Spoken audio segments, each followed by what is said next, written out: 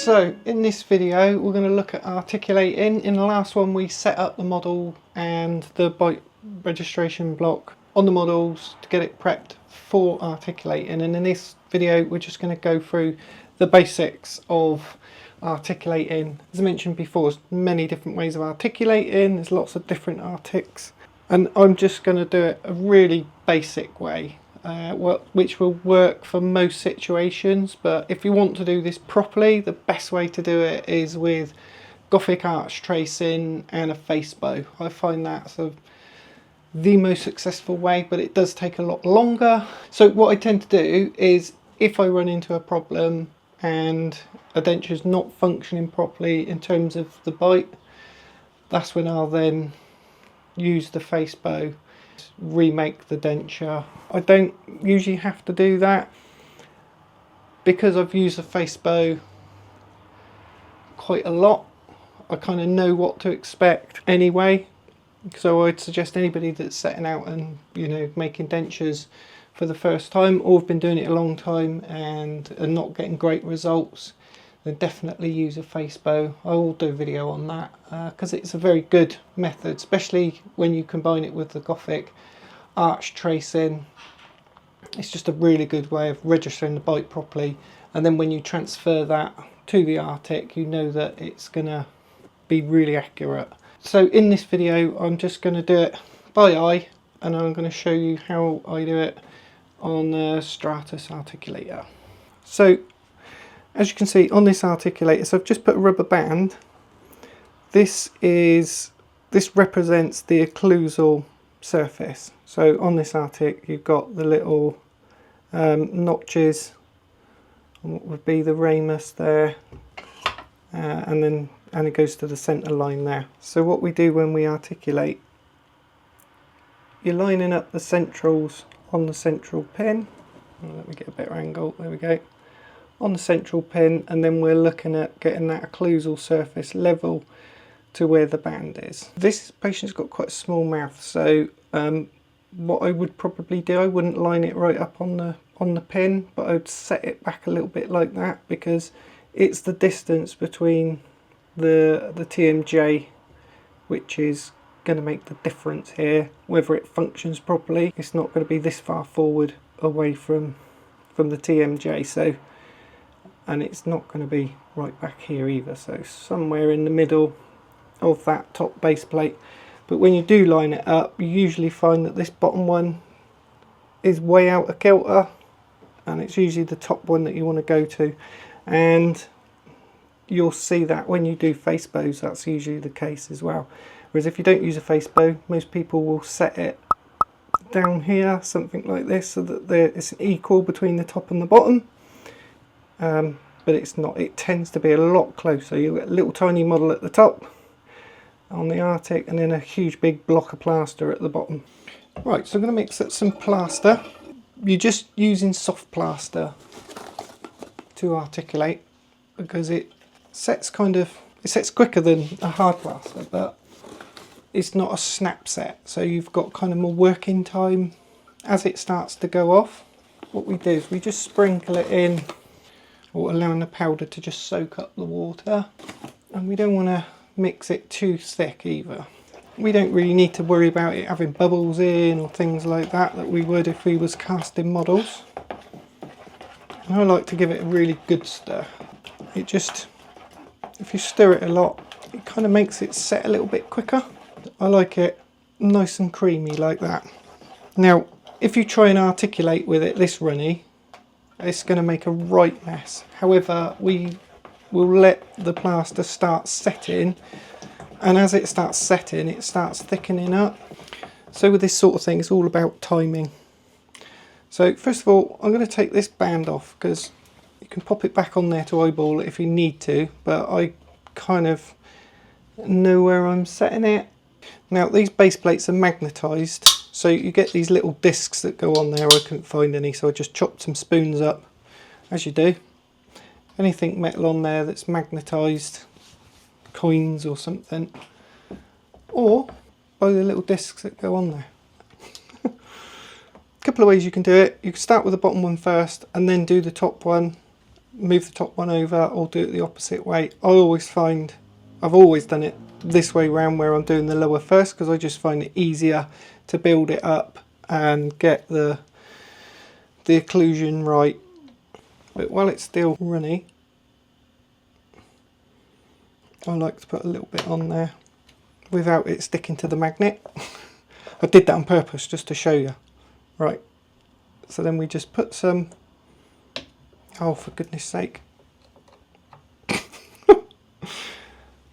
put some on there, and then I just dribble a little bit behind this top one as well, because while it's runny it will just go in behind there. And when you're articulating, it's really important that you make a mess everywhere. Try and get plaster everywhere. Now this is dried off a little bit because I've been in clinic for the last couple of hours, so I'm just going to wet that quickly, and it's literally just a splash that will soak in. As I say, we don't want it soaking wet. If it's soaking wet, the plaster won't stick to it, and if it's too dry, the plaster won't stick to it. It's quite warm today, so it's actually dried off a bit too much. And then what I like to do, put a blob on the lower, and I'm just spreading it out over the top of that model. And then I'm going to put some more on, just building it up. Get it up to the right occlusal height. The plaster on this bottom bit is going to be huge compared to what we need on the top. So as you can see, this is starting to thicken up now. So I'll just start building it up on here. Now there are little rubber rings that you can get to go on Arctics around the base plates to help hold everything in. I find they just get in the way. Now this is taking a while to do this because we're waiting for the plaster to set. You don't have to do it like this. You can mix the plaster a lot thicker, and if you do mix it thicker, you can use it straight away and just build it up and whack it on. When you mix the plaster thicker, it's got more of a tendency not to stick to the model, and there's nothing more annoying when you're trying to do a try-in and the model falls away from the plaster, because then you've got to start gluing it on and stuff. That's one thing. But the other thing is, when you mix this more runny, the plaster's a lot weaker, so it's easier to scratch it and smooth it off and things like that. But also, the reason why I like doing it like this is because I find it's a lot cleaner when you're smoothing the plaster off, and this helps a lot when you're doing finishes. You mix the plaster nice and runny to start with, gives you more working time, but it means you can get a much better finish on the plaster as well. It smooths off more, whereas if you mix it up quite stiff, it doesn't smooth off very well at all. So you can see I'm just taking my time building it up. So as you put it on, it sort of starts to set, so this bottom bit here be more set than this what I've just put on.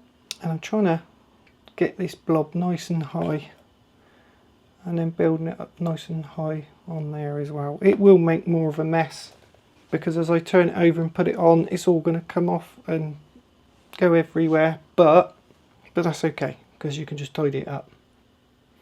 And always mix more plaster than you need, because there's nothing worse than realising you haven't mixed enough and you try and then mix another bit and you try and add that and you can't. So what you want to be able to do is tip this to the point where it's not falling off, and then you're good to go.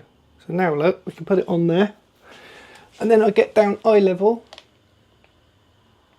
and I just tease it down to where that occlusal line is, making sure that I've got it lined up, and we just pop that down as well so we can see where that is. And I'm moving it back from the pin just because it's a small mouth, and I'm just trying to get the occlusal surface level best I can. There, like that. Once we get to that, now this has started going off in here, the best thing to do is give it a quick mix, and that'll make it nice and soft again, which will make it easier to put on your top model. As I say, this is all about timing at this stage. Put a bit on there, stuck to the magnet again.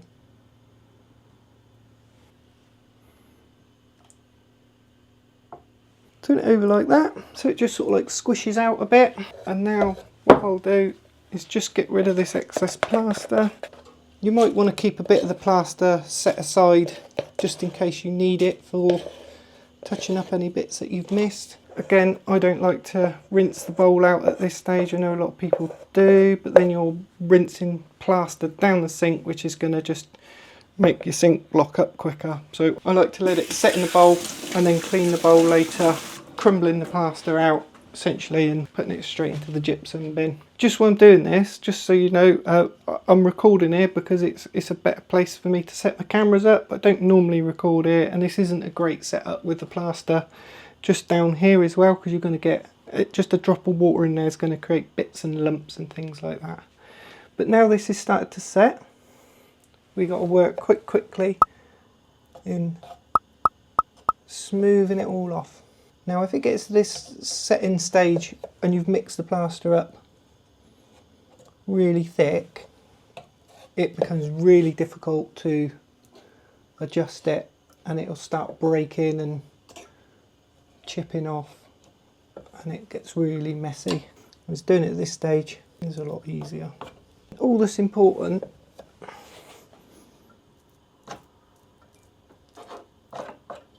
at this stage, is that we have really good access to the models to make them easier to work on, and that the plaster's nice and clean, so that as we're working, no bits of plaster are going to be chipping off and going into the waxwork.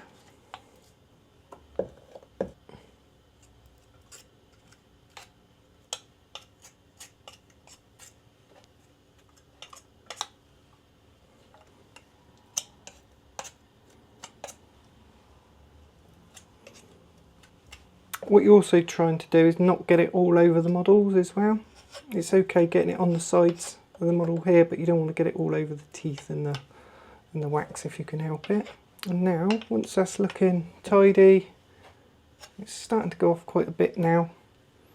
And then all I do is take it over to the sink, and then just with a wet finger, just lightly smooth it off. And this is where mixing the plaster soft really comes in handy, because this makes this part nice and easy. And the other thing that you can do at this stage as well, once the plaster's set enough, we can just take it off the Arctic and just smooth it all off, just so it's all nice and clean. So this, I took it off a little bit too soon, and I've actually cracked it here. But once it dries, I might just snap that off and pop a bit of glue on it. So it's because I'm rushing. Also give your Arctic a good clean as well. It's a lot easier to get rid of plaster before it's set completely.